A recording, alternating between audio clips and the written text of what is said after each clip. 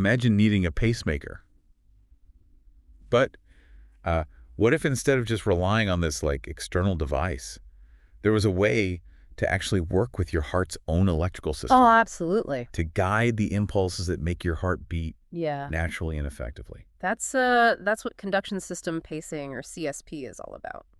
That's amazing. It's a pretty fascinating departure from the traditional approach because instead of imposing an artificial rhythm, we're actually seeking to optimize the heart's own conduction system. Okay, so instead of like shocking it into rhythm, we're kind of like working with it. Yeah, think of it as like fine-tuning a symphony orchestra, Oh, making sure all the instruments are playing in perfect harmony. I love that analogy. Yeah. I'm hooked already. And we're so lucky to have London Heartbeat Z Academy supporting this deep dive. If you're enjoying this exploration into the heart of cardiology, I highly recommend checking out their amazing resources. They have over 150 courses covering everything from EKG interpretation to advanced cardiac imaging. Plus, their social media channels on Facebook, Instagram, Spotify, and YouTube are packed with free updates and insights. Their commitment to cardiology education is really commendable. Yeah. Definitely worth checking out. Now back to CSP. For a long time, right ventricular pacing, or RVP, has been the standard approach. But as we've learned more about the heart's intricate workings, we've realized that long-term RVP can sometimes have unintended consequences. So it's like realizing that a quick fix might have some long-term trade-offs. Yeah, exactly. Long-term RVP can, in some cases, lead to pacing-induced cardiomyopathy. Essentially, the heart muscle can weaken over time because of this unnatural pacing pattern. Okay. And unfortunately, that increases the risk of heart failure and hospitalizations. Got it. So that makes CSP sound even more intriguing. So who are the ideal candidates for this more natural pacing approach? Well, the research highlights several groups. First, patients who require frequent pacing. Minimizing the potential downsides of RVP is crucial for these individuals. And then there are those with specific heart conditions, like left bundle branch block, or those who haven't responded well to cardiac resynchronization therapy, also known as CRT. And I remember reading about patients undergoing ablate and pace strategies. Can you shed some light on that? Sure, it involves ablating or disconnecting specific electrical pathways in the heart and then using a pacemaker to maintain a steady rhythm. This approach is often used for patients with persistent atrial fibrillation. So it's like rewiring the heart's electrical system Yeah, and then providing a backup generator to keep things running smoothly. that's a great analogy. But to really grasp how CSP works, we need to delve into the heart's own electrical system, the intricate network that governs its rhythm. Lead the way. I'm ready for a crash course in cardiac electrical anatomy. All right, imagine a delicate thread running through the heart. This is his bundle, a critical part of the electrical pathway. It branches out into the left and right bundle branches, spreading the electrical signal to the ventricles, the heart's main pumping chambers. So it's like a central power line with branches delivering electricity to different parts of the city. Precisely. And then, get this, there are even tinier fibers called fascicles that further distribute the signal. It's a remarkably complex and elegant system. Wow. So CSP is about tapping into different points along this intricate wiring to pace the heart in a more natural way. But how exactly do we do that? Well, that's where the concept of CSP capture comes in. It refers to the various ways we can pace the conduction system. Think of it as a toolkit with different instruments, each designed to achieve a specific effect. Okay, I'm picturing a conductor with a whole array of batons, each producing a unique sound from the orchestra. A brilliant analogy. Now, the first and perhaps most natural type of CSP capture is his bundle pacing, or HBP. As the name suggests, it involves directly stimulating the his bundle. So we're essentially mimicking the heart's natural pacemaker by delivering the electrical impulse right at the source. Exactly. By pacing the his bundle directly, we're ensuring that the electrical signal propagates through the heart in a coordinated and efficient manner. That's amazing. So, but how do we know if HBP has been successful? How can doctors tell if they've hit the right spot? Well, that's where those EKG clues come in handy. Remember the QRS complex, that characteristic wave pattern on an EKG that reflects ventricular activity? Yes. Well, with successful HBP, we expect to see a smooth, narrow QRS complex, indicating that the electrical signal is traveling through the heart nicely. So a clean and tidy QRS complex is a good sign. Precisely. Another important indicator is the paced V6 R wave peak time. This essentially measures how long it takes for the electrical signal to reach a specific point in the heart. In HBP, this time should fall within a certain physiological range. So we're looking for specific EKG patterns to confirm that the pacing signal is behaving as it should. Exactly. Now, while HBP is often the gold standard, It's not always feasible or the most appropriate approach. Sometimes we need to consider pacing a bit further downstream in the conduction system. Intriguing. So if HBP is like conducting from the podium, what's the next option on our conducting spectrum? That would be right bundle branch pacing, or RBBP. So with right bundle branch pacing, we're essentially moving our baton slightly down the line, targeting the right bundle branch instead of the his bundle itself. Okay, so we're still guiding the heart's rhythm, but from a slightly different vantage point. Why would we choose this approach over HBP? Well, there are a few reasons. Sometimes accessing the his bundle directly can be challenging. The anatomy might be a bit tricky, or there might be scar tissue from previous procedures. In these cases, targeting the right bundle branch, which is located nearby, can be a more practical option. It's like finding an alternate route when there's a roadblock on your usual path. Precisely. Another interesting point is that RBBP can sometimes occur unintentionally when aiming for HBP. The right bundle branch is in such close proximity to the his bundle that the pacing lead might inadvertently capture it instead. So it's like aiming for the bullseye and hitting the outer ring instead. That's a great analogy, and this is where those EKG clues become crucial. Remember how we talked about the paced V6 R wave peak time? Huh? Well, in RBBP, this time will be slightly longer than in HBP, indicating a slight delay in the activation of the left ventricle. It's fascinating how such tiny differences in lead placement can lead to distinct EKG patterns. So even though we're pacing a bit further downstream, it's still a physiological approach. Absolutely. RBVP still utilizes the heart's natural conduction system.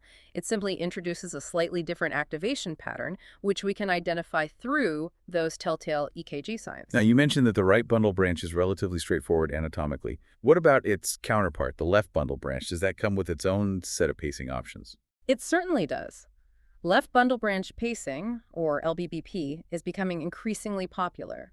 It involves pacing the left bundle branch, which carries the electrical signal to the left ventricle, the heart's main pumping chamber. And given the importance of the left ventricle, I'm guessing this technique has some unique advantages. Indeed. One of the key benefits of LBBP is that the resulting paced QRS complex often closely resembles the patient's own intrinsic QRS complex, meaning the electrical activation pattern is very similar to what their heart would naturally produce. So it's like we're giving the heart a gentle nudge in the right direction without disrupting its inherent rhythm. That's a perfect way to put it. Another advantage of LBBP is that it usually involves non-selective capture. This means that in addition to stimulating the left bundle branch, we're also capturing a bit of the surrounding heart muscle. And this, believe it or not, can be a good thing. I'm intrigued. Why would we want to stimulate the heart muscle in addition to the conduction system? Well, it turns out that non-selective capture often leads to lower pacing thresholds. Essentially, we need less energy to effectively pace the heart. And that translates into longer battery life for the pacemaker, right? Precisely, which is always a plus for patients. Now, if we want to get even more specific with our pacing, we can explore left fascicular pacing, or LFP. Remember those tiny fibers, the fascicles that branch out from the left bundle branch? Yeah? LFP is all about targeting those individual fibers. Wow, that's incredibly precise. It's like we're fine-tuning the heart's rhythm at a microscopic level. Why would we choose this level of precision? Well, LFP allows us to achieve even more tailored control over the heart's activation pattern. By stimulating specific fascicles, we can fine-tune the sequence in which different parts of the left ventricle contract. So it's like having a conductor who can not only guide the orchestra as a whole, but also adjust the timing of individual instruments for a truly harmonious performance. That's a fantastic analogy. And like all CSP techniques, we can confirm successful LFP using specific EKG features. One of the key indicators is a minimal or even absent pseudo-delta wave in the paced QRS complex. Okay, that sounds a bit technical. Can you break it down for us? Certainly. The pseudo-delta wave is a subtle bump that can sometimes appear in the QRS complex. Its presence or absence can provide clues about the origin of the pacing stimulus and the pathway it's taking through the heart. In LFP, the absence of this wave suggests that the stimulus is being delivered very close to the Purkinje fibers, those final branches of the conduction system that directly activate the heart muscle. So by analyzing these subtle EKG details, doctors can confirm that the pacing lead is exactly where it needs to be. Exactly, and that the heart is being paced in the most physiological way possible. Now, we've explored various ways to directly engage the conduction system, but what if for some reason that's not feasible? What if we can't achieve reliable capture of the His bundle or its branches? It sounds like we need a backup plan for those cases. We do, and that's where left ventricular septal pacing, or LVSP, comes into play.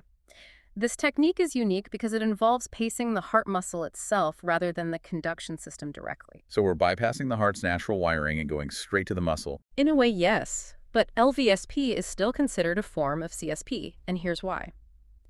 The pacing lead is carefully positioned in a specific area of the left ventricle septum, the wall that separates the two ventricles. This strategic placement allows the pacing stimulus to spread through the heart muscle in a way that mimics the natural activation pattern, even though we're not directly stimulating the conduction system. So it's like creating a ripple effect that originates in the right spot and spreads outward, mimicking the heart's natural rhythm. A great way to visualize it. Mm-hmm. And while LVSP might not be as physiologically pure as HBP or LBBP, it still offers several advantages over traditional right ventricular pacing. It can achieve very favorable left ventricular activation patterns and improve heart function. So even though we're not directly engaging the conduction system, we're still working with the heart's natural mechanics. Precisely. And like all CSP techniques, LVSP has its own telltale EKG signs. One of the key indicators is the presence of terminal R wave, or sometimes a small R wave in lead V1 on the EKG. Okay, I'm sensing a pattern here. It seems like every type of CSP capture leaves its own unique fingerprint on the EKG. You're absolutely right. And that's how doctors can confirm that they've achieved the desired type of pacing and that the heart is responding as expected. Now, here's where it gets even more interesting. Sometimes we can combine different CSP techniques in what are called hybrid approaches. So it's like a mix and match approach, Yeah, using different tools from our CSP toolkit to achieve the best outcome. exactly. For example, if HBP alone doesn't fully normalize the heart's activation pattern, we might add a left ventricular lead to further fine-tune the pacing. Or we might combine RBBP with LVSP to achieve a more balanced and physiological ventricular activation sequence. It sounds incredibly versatile, so we're not limited to just one type of CSP capture. We can tailor the approach to each individual patient's needs. Precisely. And that's what makes CSP such an innovative and exciting field. We're constantly learning more about the heart's electrical system and developing new ways to work with it rather than against it. This deep dive has been so enlightening. It's amazing to see how CSP is revolutionizing the way we think about pacing the heart. But before we move on, I'm curious about something. You mentioned earlier that RBBP can sometimes occur unintentionally when aiming for HBP. Are there other instances where the intended capture type might differ from the actual capture? That's a great question. And the answer is yes, it can happen. It's important to remember that the heart's electrical system is incredibly complex and dynamic. The anatomy can vary slightly from person to person, and scar tissue from previous procedures can alter the conduction pathways. So even with meticulous lead placement, there's always a chance that the pacing stimulus might take an unexpected route. So it's like trying to navigate a city with a slightly outdated map. You might encounter a few detours along the way. Exactly, and that's why continuous monitoring and EKG analysis are so important. Doctors need to make sure that the pacing is achieving the intended results and adjust the lead placement or pacing parameters if needed. It highlights the importance of flexibility and adaptability in CSP procedures. Absolutely. It's not always a one-size-fits-all approach. We need to be prepared to adjust our strategy based on the individual patient's response and EKG findings. Now, speaking of individual responses, I'm curious about something. We've talked extensively about the different types of CSP capture and their EKG characteristics. But do all patients experience these captures in the same way? Are there individual variations we need to consider? It's a fascinating question. It makes me wonder if factors like age or underlying heart conditions or even medications could influence how a patient responds to CSP. You're thinking along the right lines. There's definitely a degree of individual variability when it comes to CSP. For example, patients with pre-existing conduction system disease might have different pacing thresholds or exhibit slightly different EKG patterns compared to those with a healthy conduction system. So it's not just about understanding the different types of CSP capture, it's also about understanding how each patient's unique physiology might influence the outcome. Precisely. And that's why personalized medicine is becoming increasingly important in cardiology. We need to move away from a one-size-fits-all approach and tailor our treatments to the individual patient's needs and characteristics. It's like tailoring a suit. You need to take into account the individual's measurements, posture, and preferences to create a perfect fit. A perfect analogy, and just as a well-tailored suit enhances the wearer's confidence and comfort, a personalized approach to CSP can enhance the patient's quality of life and long-term outcomes. Now, speaking of long-term outcomes, I think it's time we delve into one of the most exciting aspects of CSP, its potential benefits, and how it compares to traditional RVP. Absolutely. We've laid the groundwork by exploring the different types of CSP capture and the intricate anatomy of the heart's conduction system.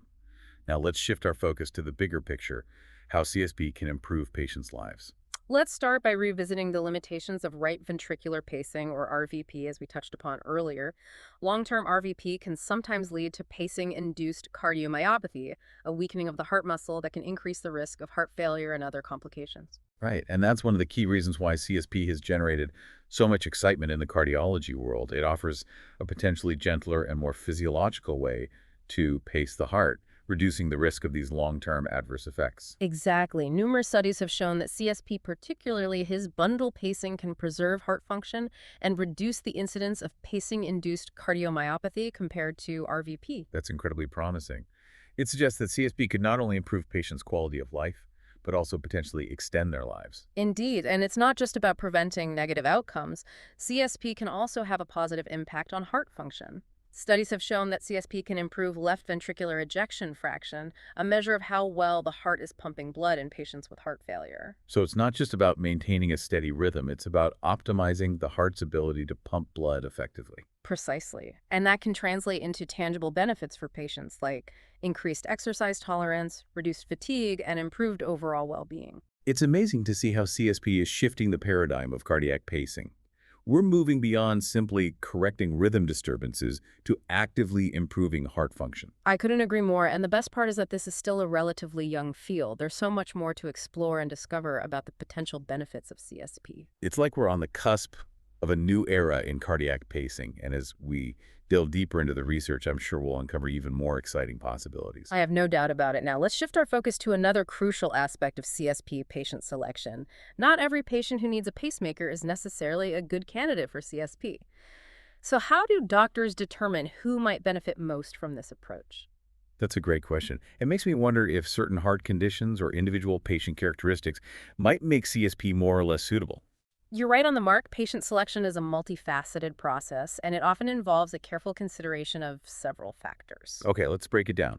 What are some of the key criteria doctors consider when evaluating a patient for CSP? One of the most important factors is the underlying reason for needing a pacemaker. CSP is particularly well suited for patients with conduction system disorders that affect the natural propagation of electrical signals through the heart. So if the heart's own wiring is faulty, CSP can step in and provide a more physiological way to deliver those signals. Exactly. Conditions like left bundle branch block, AV node block, or certain types of heart rhythm disorders can disrupt the heart's normal conduction pathways in these cases. CSP can help to restore a more natural and efficient activation sequence. It's like fixing a broken circuit by rerouting the electrical current. A great analogy, another important consideration, is the patient's overall heart function, as we've discussed. CSP can improve left ventricular ejection fraction in patients with heart failure.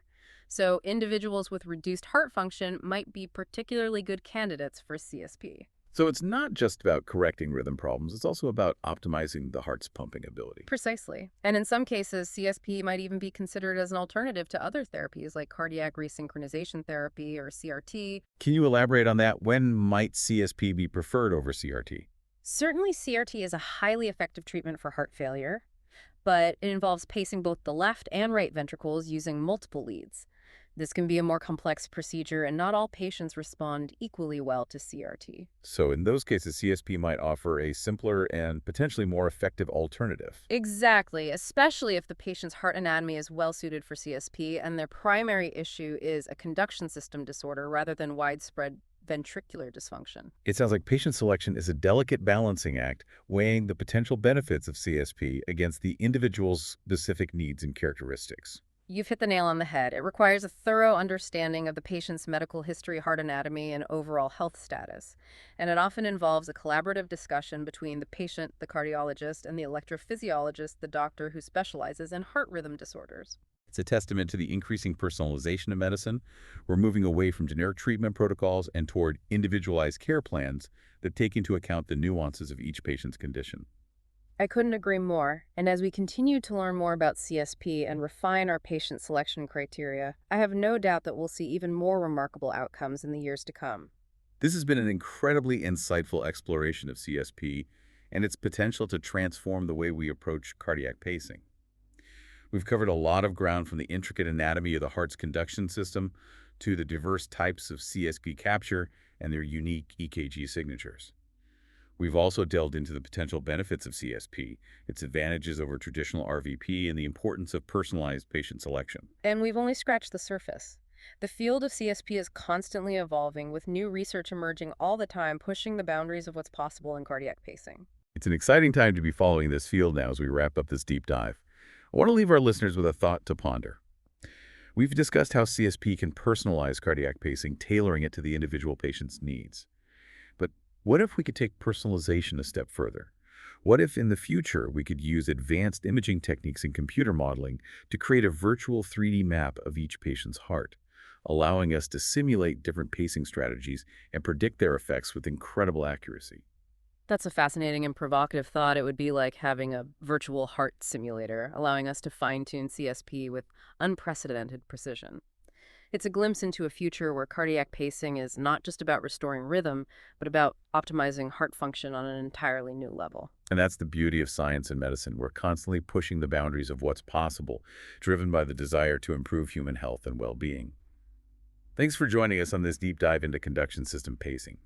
We hope you found it as fascinating as we did. Until next time, keep those hearts beating strong.